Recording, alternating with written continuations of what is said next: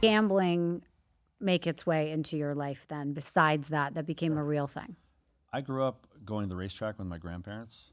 My grandma and grandpa loved to gamble. Mm-hmm. Nothing crazy. We'd just go and have fun, and they were pretty well off. So we would go to this nice restaurant at Los Alamitos Racetrack, which is real close to Cypress, and we would get a nice restaurant, and then we would gamble, and they'd throw me like dollar trifectas or exactas. So I just started learning it. Right. And then we'd also play money gamble for Yahtzee, which is Okay. a family game that Yeah. you don't mess around I have with. it. I love it. I $2, played that and $3. Boggle. Those Okay, were the things yeah. we played growing But you up. probably didn't play for money. No.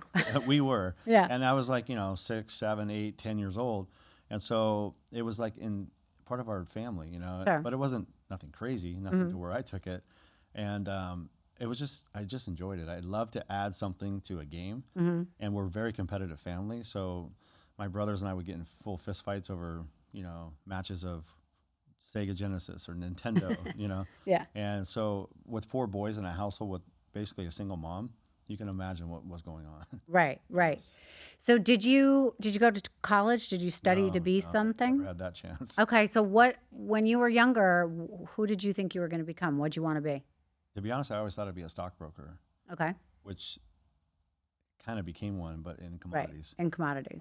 But my my target of becoming a stockbroker was derailed by having a baby and getting my ex pregnant, or my ex-wife, who we have 3 beautiful girls together. But she got pregnant at 18, so I was having a baby at 19 years old. So college was not an option. Oh, wow. Okay. So you were a dad. I was becoming a dad, and I didn't even understand what I was going to do for myself, let alone raising a child. Right. And so you became a commodities trader. How did that come about? So when I was 18, Can you just get like the training for that and go into it? You don't have to be a college graduate? no, you can you have to pass a Series 3 exam. Okay. But I'll fast forward. When I was 18, when we found out she was pregnant, we lived on our own in an apartment in Huntington Beach, California, and we were broke. I was working 2 jobs, and all my ends meet, I would gamble away anyway. So Oh, okay. So by then you were gambling. yeah, small, but yes. Okay. And I mean, gambling never left, no matter what. It was either $50 or I was betting on something. Got it. My whole life, until today. Of course, I don't. But at that age, if I had $20 extra, I would gamble it. Just because I always felt like I could turn 20 into 500 or whatever. Right. But at 18, when she got pregnant, I had to really grow up. So we decided to.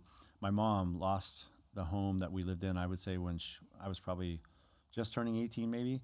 So she moved into a mobile home park in Dana Point, California. And it was very demoralizing for me because I always envisioned mobile home parks as trailer trash. Yeah. That word. I mean, it doesn't mean you are, but that's how I envisioned it. So at 18, she moved in there with my little brother in a two-bedroom. And once she got pregnant, Monica did, I decided we have to figure this out. I need to get a real job. But to do that, we're going to have to move back in with my mom. So we were sleeping on the couch. And here I am with this like $400 beater car. My girlfriend is pregnant. I don't even have a job really. And I had to figure it out quick. Yeah. So I went to the local area that was opening a restaurant. I said, I'll just be a waiter, because waiters at 18, they can make pretty decent money. Sure. Enough to support a baby. So I walk in this restaurant. The GM's like, I can hire you, but as a busboy. You have no waiting experience. And I'm like, a busboy? I'm going to serve chips and salsa, because it was a Mexican restaurant. He's like, well, you can work your way up. So I said, all right, I'll take the job. I need a job. So I started making more money in tips than the waiters, because my personality was charismatic, and whatever they screwed up on or didn't provide, I would go do it. Right. I didn't serve food. And the reason I did that was, number one, that's who I am anyway. But number two, I saw it's a very affluent area, and I saw like guys coming in with nice watches and attractive wives, and you could just feel there was money. Yeah. So I was like, this is what I want. Yeah. So I built relationships in that 3 or 4 months, to the point where people were coming in asking to sit in my section, but I didn't have a section. I was a busboy. So the GM's like, okay, I'll promote you soon. And by the time he went to promote me, this couple kept coming in, and they said, the wife actually told me, she's like, you're really good. Why don't you come work for us? And I said, sure, I'll take it. I don't care what it is. I'll take the job. And they're like, well, no, you got to interview, and You don't even know what it is. Come see for yourself. So I Right. go to Marshall's and I get a cheap tie because I don't even have one. And I drive in my beater car to Irvine, California, and I walk into this amazing opportunity. And what I envisioned was, well, I didn't even know what I was walking into, but what I saw was Wolf of Wall Street, but legal. Guys were just screaming in excitement and like, had headsets on, and I don't even know what they're doing. I Yeah. didn't care. But I saw all these Ferraris and Mercedes parked out front in this beautiful corporate building. Yeah. And I walk in, and the gentleman I met, his name was Mickey. He was 28 years old. They had everything you would want, a beautiful wife, all the jewelry, nice watches. He had a Ferrari, and I knew he had lived in a nice house. I mean, you just knew. But he lived in like a crazy home in Bear Brand Ranch, and he's 28 years old. And I'm like, this is what I want. Yeah. 'Cause I always loved money, and I was always fascinated by it. And the reason I want to be a stockbroker is because I loved the movie Wall Street, and I just loved that environment. So here I am, almost in that same path that I envisioned that I wanted. But he sits me down, and the interview goes really bad. He's a whole different person. It was, why didn't you go to college? Why did you knock up your girlfriend? You don't even have a job. Wow. He was belittling me. And after the interview, I was like, no way I'm getting this job. But he called me back, came back for another interview. And throughout the interview, I basically started standing up for myself. I said, listen, there's nobody here that's going to work harder than me. I promise you that I have more grind, grit, determination than anyone here. So if you want to give me a job, great. If not, you can tell me what I didn't accomplish in my life. Right. So he respected that and gave me the job. But the job was $1,200 a month, 60 hours a week as a mailroom boy. So I'm like, okay, this is not the job I wanted, but Right. it's a start. Right. So what I realized, or what I didn't realize, is that I was his personal assistant. So I had this mentor, this invaluable, learning curve, sponging all this. Right. So I worked for him directly, and then I just learned. I started studying the Series 3 exam on the side. I was first contact to the company, so every phone call that came in would be transferred to a broker, and I would be the one transferring it. So I would just stay on the phone and hit mute and listen to the sales calls. So I just started getting all this education. Got it. And long story short, I'm going to fast forward. At 20 years old, I got promoted to working for the top broker. And then about a year later, at 21, I went and opened a discount company for him, a brand new firm, because he trusted me. And then I was making $700,000 a year at 21 years old. Wow. Which was amazing because I had this opportunity that arose. My parents' home that they lost, or my mom, it came up for sale. And at 21 years old, I bought it No for way. $540,000. Oh. And I moved back into my parents' home. It was very weird because my dad's room had, from cigarette smoke, 3 packs a day, it was like brown. No So way. literally the walls went from white to brown. And when I moved back into the house, obviously someone else purchased it. So it was a little different. So I painted the whole house and move in. I have a 2-year-old girl, little baby girl now. And I'm 21. I have a Mercedes. I have all these things. And I'm just like, my life is going the right direction. And I move into this house and I have the perfect life, in my opinion, right? So, of course, the problem is I love to gamble. Right. And so my gambling addiction starts kind of getting bigger and bigger to the point where I'm like, all these guys keep losing money to bookies.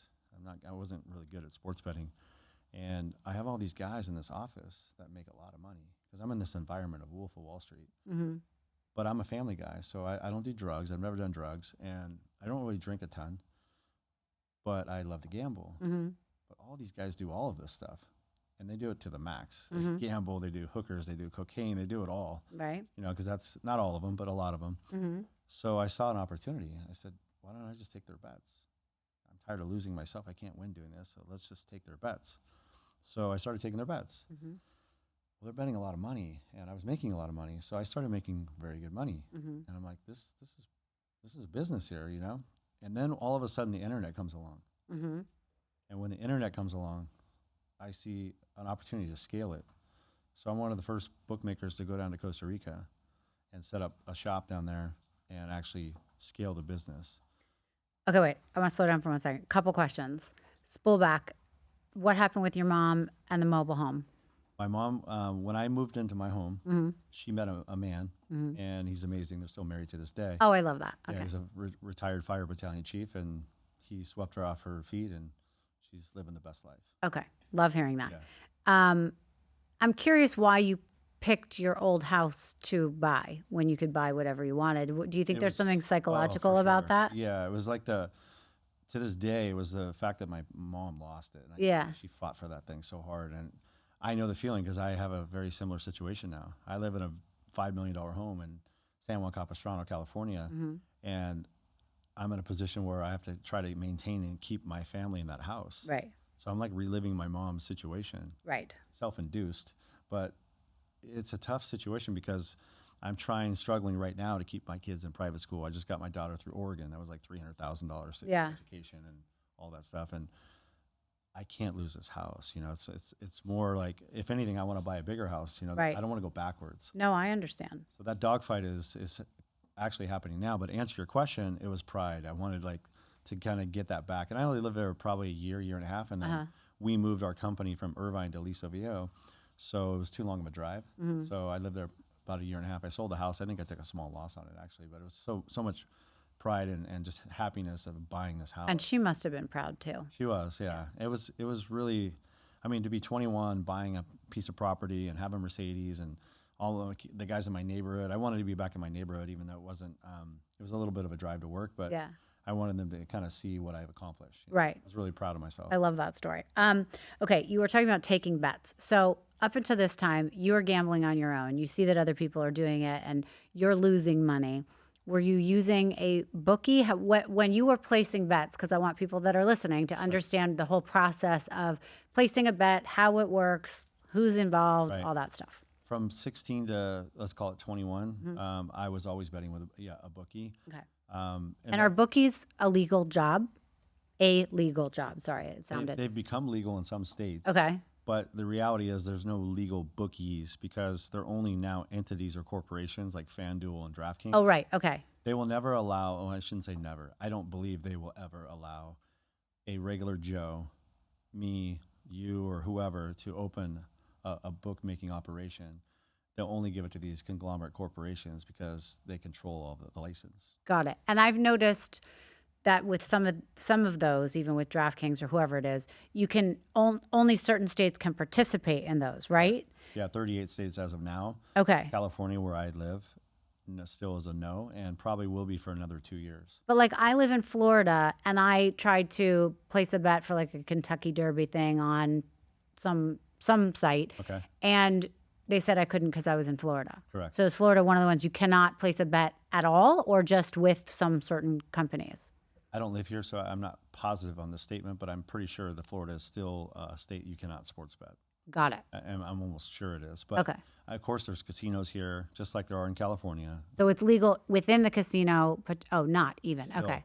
Like they're Indian reservations here. Okay. Hard Rock and Yeah. is Indian. In California, it's Pachanga. They're all Indian reservations. They can take, baccarat, blackjack, etc., but no sports bets. Got it. Yeah. Is that all Indian reservation casinos? Yeah. So like you go to Mohegan Sun, but I thought there's like sports books, betting. You can. Mohegan Sun is in Connecticut. Yeah. And you can gamble on sports there, so they can take sports bets. I see. But here in Florida, it doesn't matter if it's Indian, not zero chance. Got it. So first it's a state rule, and then it's within the Correct. casino itself. Okay. Exactly. All right. So to place a bet, you have to use a conglomerate or a bookie. A legal entity, yes. Right. Illegal would be a bookmaker, which is what I was doing, right? Mm-hmm. Where you build a relationship with someone on the streets, let's call it, and you bet with their website as opposed to a FanDuel or DraftKings. Got it. So your website would be competing essentially with Absolutely. those. Okay. And how do you within your website, how are you creating that to make the bet go through? Like how does that actually work? So in Costa Rica or Carousel or Bahamas or Aruba, there's mostly Costa Rica, there's a million different operations that facilitate all of that for a bookmaker in the United States. I see. And going back to when I was younger, as I was telling you earlier, I was one of the first guys to go down to Costa Rica and establish that relationship so that I could actually scale my business. But now everyone has them and they're everywhere. So there's a million bookies in the United States. Yeah. Illegal bookies. Truly, there's a million. And they're all using mostly Costa Rica. And Got it. they facilitate, they're a hub because it's legal there.